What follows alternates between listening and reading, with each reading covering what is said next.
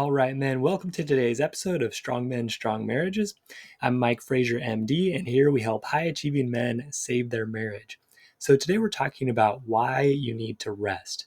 Now, for high achieving men, this may seem actually pretty counterintuitive. We like to work hard, we like to set a goal and achieve it, right? But it's so important, guys, to just take some time and just rest. I've been doing this myself a little bit lately, more, and it feels good. So it's just a reminder for you, and we'll give an important example why.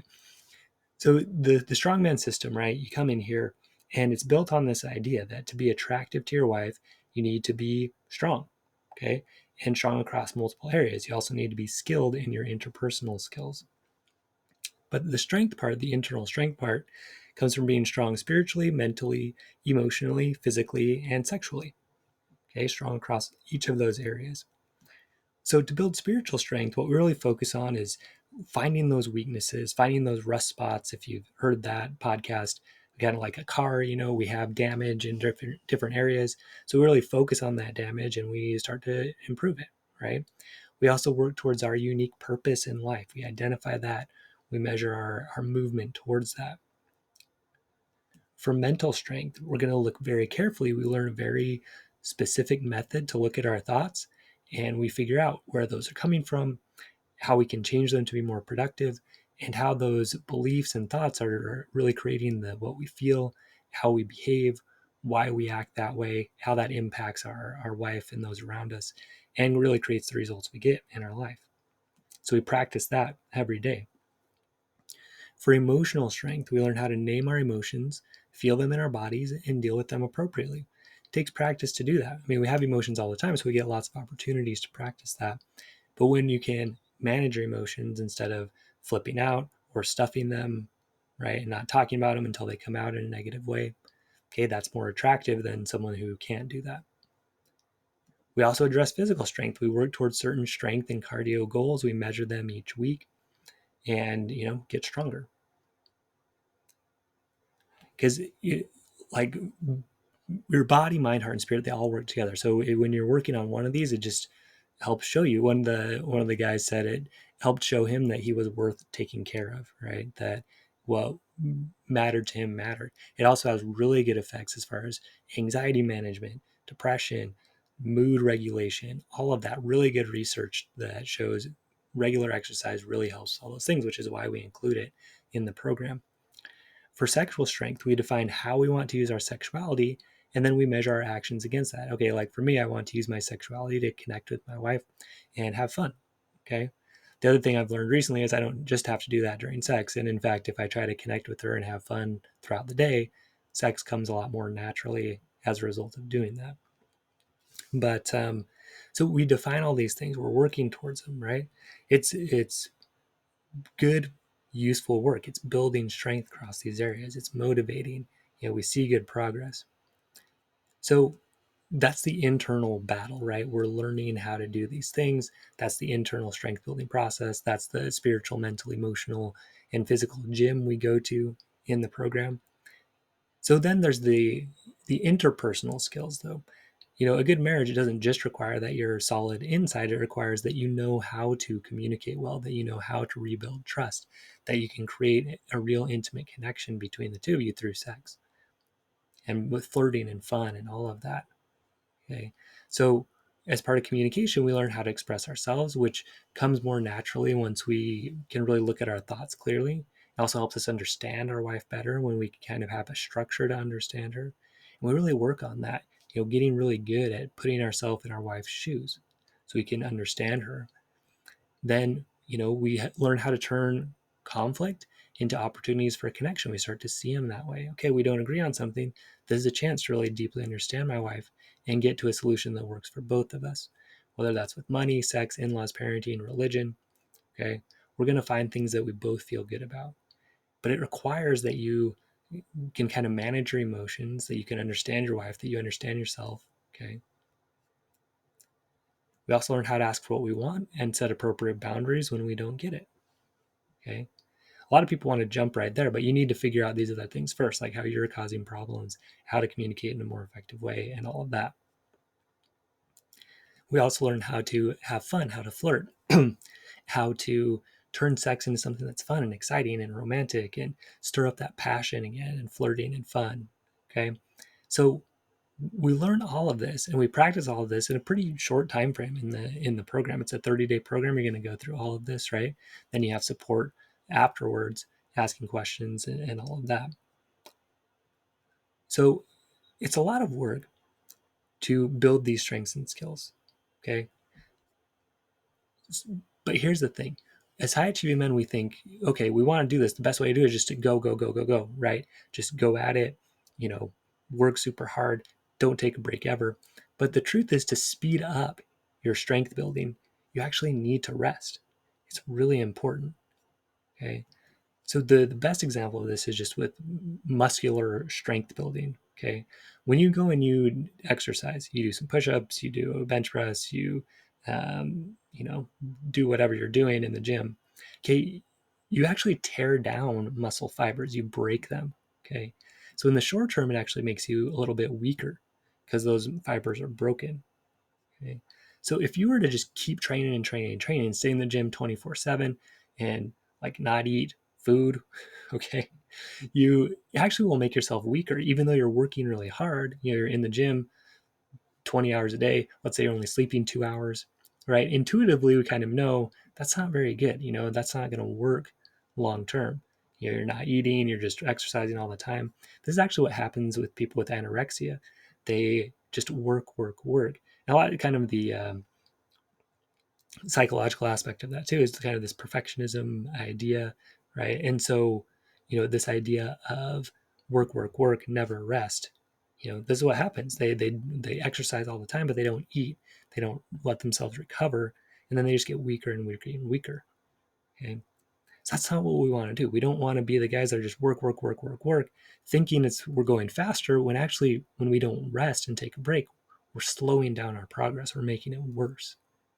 Okay, what happens for like a professional bodybuilder, you know, they're going to go in, they're going to lift weights, but they're going to take a lot of time to recover. They're going to take a lot of time to eat really good and focus on giving their muscles what they need to grow. Okay. So that they go down, they break their muscles down through exercise, but then through their recovery, they have plenty of time for that to rebuild into something stronger and bigger. Okay. This is true, guys. You know, look it up if you don't believe me, but rest is very, very important when you're building physical strength. Nutrition and rest is actually even more of it than the actual exercise you do. It's more about the nutrition and rest that you're taking. Okay. So we understand that now with physical strength. Okay, yeah, you know, it kind of makes sense. You break them down, you need some time for them to recover and build up. But the same thing happens across all these other areas, guys. So with spiritual strength, if you're just pushing, pushing, pushing, I gotta be better, I gotta be better, I gotta be better, right? Eventually you get worn out, right? You get kind of broken down. So you gotta take some time to rest. Okay. So some ideas for a spiritual rest and recovery would be time with God, right? Trying to connect with God if that's important to you. Maybe that's through scriptures, maybe that's through prayer. Another really good spiritual one is just to connect with others in service. Find someone that needs a little bit of help. You know, go volunteer somewhere. That just feels good. It does feed your soul. Like they say that for a reason. It really is like spiritual food to you to serve other people. Maybe it's going to church. Maybe it's listening to some music that you feel is just connects you with something spiritual, something bigger than you. For mental rest and recovery. Okay, this can be just watching a TV show that's fun for you. Okay, going to a movie that you enjoy, listening to music again. Maybe you're someone who even likes to write music or put things down. For some people, journaling can be a way to rest and, you know, kind of mentally feed yourself, you know, just kind of getting those thoughts out. For some people, visualization can be really powerful. Just kind of picturing whatever, right? Just letting yourself kind of go somewhere else in your mind. Meditation, just kind of letting things go more blank, right? Bringing your mind back to just your breathing or things like that. Another important one. So a lot of this is kind of left brain type of work, you know, when you're trying to improve yourself. So getting that right brain involved. Maybe it's art, maybe it's music, again, maybe through dancing, Putting on some music, moving around. All those things can help reconnect you and let you rest and recover. Okay, what does emotional rest and recovery look like? So that could be something like just spending some time with friends and family, especially if you're working hard on your marriage. It can it's hard. It takes work, and so it's not work, work, work all the time. You have to work and then rest. Okay, so spend some time with some friends, right? Not just with your wife all the time. Okay, so spend some time with family, people that you just can kind of feel relaxed around, where you drop your guard, you feel good with them. Okay, laughing, so important, very powerful. Lots of studies about how laughter really does help you rest and recover, releases chemicals that are going to help you calm down. So, one of the big things that happens is there's a chemical called cortisol, and cortisol is what makes us feel stress. Now, when that goes up, we're naturally kind of geared to try to help that go down. And the way we help it go down is through dopamine, norepinephrine, dopamine in particular. So, what a lot of people do when they feel stressed is do things like eat really junky food, they'll watch pornography, they will go buy a bunch of stuff. Okay, those in themselves, they're not bad. And those could even be coping mechanisms in a way, or things that could be rest and recovery. But the problem is, sometimes we do those too much and they start harming us, they start damaging us. We feel better for a little, but then we have more stress later. Okay. So you want to try to choose rest and recovery that doesn't also cause damage, right? That's not going to like increase your stress later. So, so again, laughter is one of those things that it does combat that. You do get a dopamine release, but then you don't have, a bunch of credit card debt, or feel super guilty and more stressed out again. Um, so watching a funny show, or going on YouTube, watching some videos that are funny for you. Um, Gratitude, huge one. Lots of evidence for that being just really beneficial for um, for depression, for anxiety, just to help redirect your mind. And it's a rest, right? It does rest your mind to just look around and say, you know what, I do have a lot to be grateful for. One of the things I always like to be grateful for. So I just bought these shirts from Lululemon. I love them so much. Like every time I put one on, I am just telling God I'm so grateful that He's made these shirts or inspired someone to make these shirts. They're so comfortable. Or another one I like to think about is air conditioning. So for a long time, I drove a car that did not have air conditioning, and I drove it on the Southern California freeways in really bad traffic. And my radiator, or the fan for the radiator, didn't work. And so sometimes it would get so hot and I would have to turn the heat on because that's what would cool the engine down. So I was just burning up, on these drives home. So it made me very grateful to have air conditioning in my car, in my house. It's a beautiful thing. When I think about that, I'm smiling, I'm laughing, just being grateful. It really does help. It's a rest, right? It's a rest for your brain. With physical, we've talked a lot about that a little bit, getting good sleep at night. Now, if you're having trouble sleeping, a good thing that helps is writing out your worries before you go to sleep. Okay, because a lot of times it's just, you're worried about everything. So you write them all out. That makes them a little bit smaller. If you can, you put a plan together for them, and that helps. Eating good food. So a good strategy for choosing a good food is like, there's food that tastes really good, but that you don't really feel very good later. So this comes from Eben Pagan, but what he would do is say, okay, like, what's the feeling now and what's the feeling later, 1 to 10. So like a super greasy burger, let's say it's a 10 now, but if you feel really bad later, it's like a 3 later. So you try to find food that's like, maybe you can find a 10 now and a 10 later, and that's great. But maybe you find like something that tastes good, it's like a 7 now, but then later you feel really good, you feel like a 10 later. It's like what I do for lunch every day. I do salad, I do a spinach, and then some tuna, and then some walnuts, and then some salsa on it. And I feel really good after I eat it. I like the taste of it. It's probably like a 6 or 7, but a 10 later, right? And so you find those things that kind of nourish you.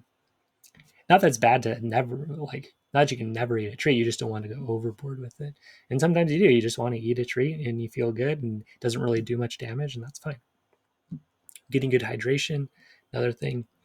Slow breathing, big one, good way to rest. It's a physiological trigger to slow everything down in your body. So it slows down that cortisol release, slows down that stress response. Getting out and doing some sports or other exercise that's fun for you, that you enjoy. Doing some hobbies, maybe some things you haven't really done for a long time. Again, a lot of times hobbies are more creative, and that activates that right side of your brain more. Building something, there's just a sense of accomplishment when you put something together. Okay. Another big one, getting out of nature. Lots of really good evidence for that being a great stress relief, really important for our mental health. Okay, so just getting out. If you're on the mountains, get in the mountains. If you're on the beach, get out to the beach. Just getting out to some place that's quiet and peaceful. It really is a great way to rest and recover. Again, we're talking about building strength, but we don't want to forget the importance of rest in that. Okay, so to summarize, for a high achieving man, rest sometimes seems counterproductive. It's like, well, I could be working during that time, right? But it's necessary for optimal growth in all areas: body, mind, heart, and spirit. We talked about here, muscles break down. Same thing happens when you're working hard with your mind and your heart and your spirit, and you're working on these things. Like, if you just do that constantly, you're going to wear down. It's going to be counterproductive. You got to take a rest. So personally, I like the idea of a 6-to-1 ratio of work to rest. It's based on, the Bible and, resting on the seventh day. But I think there's, just something to it. So if you're going to work 6 hours, you rest for 1 hour, right? Whether that's on just your work in general, your day job, or that's, doing these other skills, or maybe it's like 6 minutes, right? Then you take a rest for 1 minute, because when you get in the program, it's pretty hard work. So take breaks. Okay, it's not going to be counterproductive. It's going to do more for you. So if you're going to work 6 days, rest for one. For me, I do Sunday as a rest day. It's just powerful, right? I feel ready to go the next day. So again, it's based on the Christian beliefs. You don't have to do that, but whatever frequency you choose, stick to it. So again, what I recommend is at least an hour a day to do something that really rests and replenishes you across these areas. So you just say, no, this is time for me to do those things, to work on a hobby, to watch a show that I like, to laugh, to spend some time with friends, okay, to play a sport. And then take 1 day a week to do only things that rest and replenish you. This one I want to insist on for you. Okay, really choose a day of the week to just do those things. You're not really working on their stuff. You're not, saying, okay, like, what can I do better? How can I improve? Right? Just like, no, I need to just rest and recover and connect and, be in gratitude and doing things I enjoy 1 day a week. Guys, it's powerful. Okay. Remember that muscle analogy. You can't just break it down all the time. You need to take time to rest and let that rebuild. Okay. So guys, if this sounds good to you, if you want to build this strength, rest in between. Have some connections with other guys that can help you through this. Come and join the Strongman system. Okay, rest days are actually built into the system so you optimize your strength and skill building so that you feel great and you're extremely attractive. Love to have you there. It's going to be the best investment you've ever made. Harvard did a study over like a super long-term study and tried to determine what really makes people happy. And bottom line is, it's the quality of their relationships. So, there's nothing better you could spend money on than learning how to have amazing romantic relationships. Also, these skills are going to translate into relationships with your kids, with work, and everywhere else. Your life's just going to be a million times better. So come join the Strongman system. Hope to see you there. All right, stay strong, men, and we will see you next episode. Oh, to find it, go to MikeFrazierMD.com. That's where you can find information about the Strongman system and also get a free training as well. All right, men, stay strong. We'll see you next episode.